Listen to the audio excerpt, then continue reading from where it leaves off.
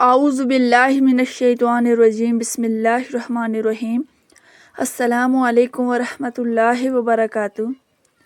ناظرین، فخر موجودات نامدار کائنات حضرت محمد صلی اللہ علیہ وسلم کی زندگی مسلمانوں کے ساتھ غیروں کے لیے بھی مشعل راہ ہے۔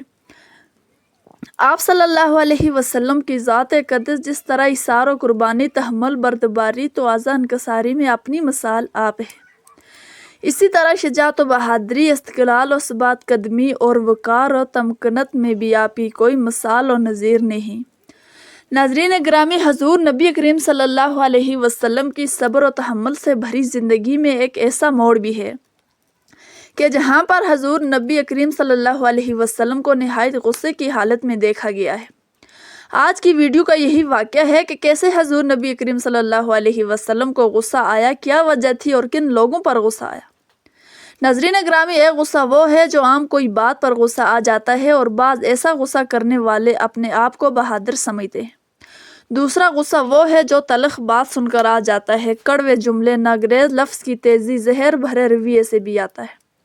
آپ صلی اللہ علیہ وسلم کو کبھی بھی غصہ نہیں آتا، کسی بھی بد اخلاق رویے آپ صلی اللہ علیہ وسلم کی پیشانی پر شکن نہیں ڈال سکتے۔ جس کا آنا ایمان غیرت ہے اور نہ آنا بزدلی ہے۔ یہ وہ غصہ ہے جو غیر شرعی امور کو دیکھ کر آتا ہے، جیسے ایک مومن گھر میں اللہ کی نافرمانی دیکھ کر غصہ کرتا ہے، یا تربیتی امور کو متاثر کرنے والی چیز کو دیکھ کر آپ کو غصہ آنا۔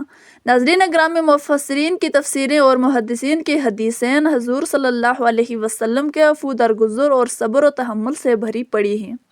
آپ کی ذات مبارک تو ایسی ہے کہ جب بھی آپ صلی اللہ علیہ وسلم رات کو تہجد کے لیے اٹھتے اور بستر سے آہستہ اٹھتے اور دروازہ نرمی سے کھولتے کہ زوجہ محترمہ کی نیند میں خلل نہ آئے۔ حضرت انس بن مالک رضی اللہ تعالیٰ عنہ فرماتے ہیں کہ میں نے نبی کریم صلی اللہ علیہ وسلم کی خدمت کی کہ اس عرصہ میں ایک دن بھی ایسا نہیں کہ جب رسول اللہ صلی اللہ علیہ وسلم نے کسی کام کے خراب ہونے پر اف بھی کیا ہو۔ محترم ناظرین، آپ کو وہ واقعہ یقیناً یاد ہوگا کہ جب کہ یہودی اللہ کے رسول صلی اللہ علیہ وسلم کے گھر آئے اور کہنے لگے کہ السلام علیکہ، اس کا معنی ہے معاذ اللہ آپ کو موت آئے، نعوذ باللہ۔ آپ دیکھیے، وہ آپ صلی اللہ علیہ وسلم کے گھر میں آ کر اور آپ صلی اللہ علیہ وسلم کے گھر والوں کو گالی دے رہے۔ قربان جائیے اس نبی کریم صلی اللہ علیہ وسلم کے حلم اور حوصلہ پر۔ آپ صلی اللہ علیہ وسلم نے صرف اتنا کہا، وعلیکم۔ سیدہ عائشہ ام المومنین، سیدہ عائشہ اس وقت گھر میں تھی۔ انہوں نے یہودیوں کے یہ کلمات سنے تو غصے سے بھڑک اٹھی۔ آپ صلی اللہ علیہ وسلم کے خلاف یہ بات برداشت نہ کر سکی، ان کو برا بھلا کہنے لگی تو نبی صلی اللہ علیہ وسلم نے فرمایا کہ عائشہ رک جاؤ، ان کو برا بھلا نہ کہو۔ کہنے لگی، اے اللہ کے رسول صلی اللہ علیہ وسلم، دیکھیے تو صحیح آپ کو کیا کہہ رہے ہیں۔ اگر آج کا کوئی حکمران ہوتا تو ان کو ہرزہ سرائی کرنے والوں کو قتل کروا کر نشان عبرت بنا دیتا، مگر یہاں رد عمل پر وعلیکم یعنی تم بھی تھا۔ اللہ کے رسول صلی اللہ علیہ وسلم میں کتنا حوصلہ، حلم اور غصے پر قابو پانے کے خصائل تھے، اس کا اندازہ ہم در ذیل واقعہ سے لگاتے ہیں۔ زید بن سہنہ ایک بہت بڑا یہودی عالم تھا۔ اس نے آپ صلی اللہ علیہ وسلم کو مذکورہ صفات کو پڑھ رکھا تھا۔ یہ مختلف بہانوں سے آپ صلی اللہ علیہ وسلم کی مجلس میں آتا ہے اور مذکورہ صفات کو آپ صلی اللہ علیہ وسلم کی ذات گرامی میں دیکھنے کے لیے بےتاب رہتا ہے۔ تھوڑے دن گزرے تھے کہ اسے موقع میسر آ گیا۔ زید کے اپنے الفاظ یہ تھے، رسول اللہ صلی اللہ علیہ وسلم کی مجلس میں تھا تو ایک عربی آیا اور عرض کیا، یا رسول اللہ صلی اللہ علیہ وسلم، میرے علاقے کے کچھ لوگ آئے تھے، وہ مسلمان ہوئے تھے، اب انہیں قحط اور فقر و فاقہ کا سامنا ہے۔ اگر انہیں فوری مدد ملی تو خطرہ ہے کہیں وہ اسلام سے نہ نکل جائیں، اس لیے میں آپ صلی اللہ علیہ وسلم سے امداد کا طالب ہوں۔ اس وقت آپ صلی اللہ علیہ وسلم کے پاس رقم نہیں تھی۔ زید بن سہنہ کہتے ہیں کہ میرے ذہن میں ایک ترتیب آئی کہ کیوں نہ میں مسلمانوں کے نبی کو آزما لوں۔ میں نے 80 دینار رسول اللہ صلی اللہ علیہ وسلم کو ادھار دے دیے۔ انہوں نے میرے سامنے ہی اس ضرورت مند عربی کو دے دیے۔ ابھی اس ادھار کو واپس کرنے میں 2 دن باقی تھے کہ میں نے تحمل اور بردباری کی آزمائش کا فیصلہ کیا۔ ایک جنازے کی ادائیگی کے لیے آپ صلی اللہ علیہ وآلہ وسلم صحابہ کے ساتھ جنت البقیع میں تشریف لے گئے۔ جنازے سے فارغ ہوا تو میں بھی وہاں پہنچ گیا۔ میں منصوبے کے مطابق آپ صلی اللہ علیہ وآلہ وسلم کی چادر پکڑ لی اور اتنی زور سے کھینچی کہ آپ صلی اللہ علیہ وسلم کے کندھے سے اتر گئی اور نہایت ہی سخت لہجے میں کہا، محمد تم میرا قرض واپس نہیں کرو گے، تم بنو عبد المطلب کے لوگ قرض واپس کرنے میں اچھے نہیں ہو، ادائے قرض میں بہت دیر کرتے ہو، میں اچھی طرح جانتا ہوں کہ لوگوں سے تمہارے معاملات کی کیا حالت ہے۔ زید کا یہ بازاری انداز اور وہ بھی قرض کی مدت سے 2 دن پہلے اس انداز میں مطالبہ کرنا، بے شک یہ انداز کسی بھی شخص کو غصہ دلانے کے لیے کافی تھا، انداز بھی ایسا کہ جس میں تمام خاندان کی تذلیل شامل ہو۔ خیر یہ معاملہ دیکھ کر حضور نبی کریم صلی اللہ علیہ وسلم کے صحابہ آگے بڑھے اور زید کو سزا دینی چاہا، لیکن اللہ کے رسول صلی اللہ علیہ وسلم کا رد عمل ملاحظہ فرمائے۔ اتنی سخت گفتگو سننے کے بعد بھی آپ صلی اللہ علیہ وسلم مشتعل نہیں ہوئے۔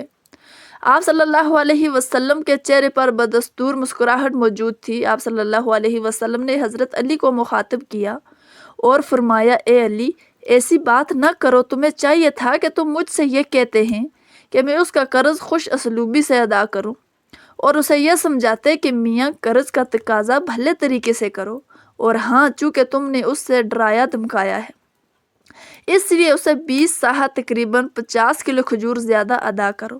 زید بن صاحنہ توجہ سے گفتگو سن رہا تھا اور حیران تھا کہ اس قدر اشتعال انگیز گفتگو کے باوجود بھی آپ صلی اللہ علیہ وسلم حسب سابق تبسم کنا ہیں۔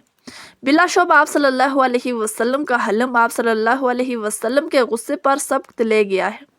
زید کہتے ہیں کہ حضرت علی رضی اللہ تعالیٰ عنہ مجھے ساتھ لے کر بیت المال گئے، میرا قرض واپس کیا اور حسب ہدایت 20 صاع کھجوریں زیادہ بھی دی۔ میں نے کہا، اے علی، تم مجھے پہچانتے ہو؟ انہوں نے کہا، نہیں، تم ہی بتاؤ تم کون ہو؟ میں نے کہا، میں زید بن صاحنہ ہوں۔ انہوں نے کہا، اچھا، الجبر حضرت علی رضی اللہ تعالیٰ عنہ نے کہا، یہ جو گفتگو تم نے اللہ کے رسول صلی اللہ علیہ وسلم سے کی ہے اور ان کے ساتھ بد اخلاقی سے پیش آئے ہو، تمہیں اس کا ہرگز کوئی حق نہیں تھا۔ تو میں نے کہا، اے علی، تم ٹھیک کہتے ہو، مگر تمہیں معلوم نہیں کہ میں حق کا متلاشی ہوں۔ میں نے نبوت میں تمام صفات آپ صلی اللہ علیہ وسلم میں دیکھ لی تھی، 2 صفتیں باقی رہ گئی جن کا تعلق آپ کے تحمل، حوصلہ مندی اور بردباری سے تھا۔ آج میں نے بھی ان صفات کا خوب مشاہدہ کر لیا ہے۔ بلا شبہ وہ نبی آخر الزماں ہیں۔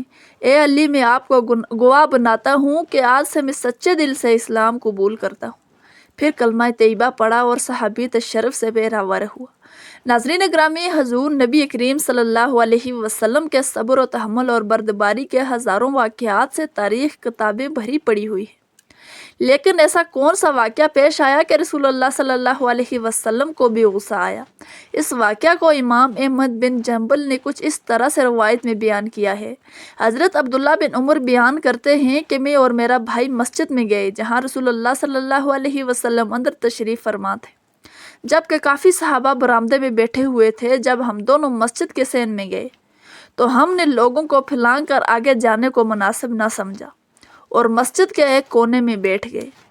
ہم نے سنا کہ صحابہ کرام نے قرآن مجید کی آیت کا تذکرہ چھیڑا اور اس میں ان کے درمیان اختلاف ہو گیا، یہاں تک کہ ان کی آوازیں بلند ہونے لگی۔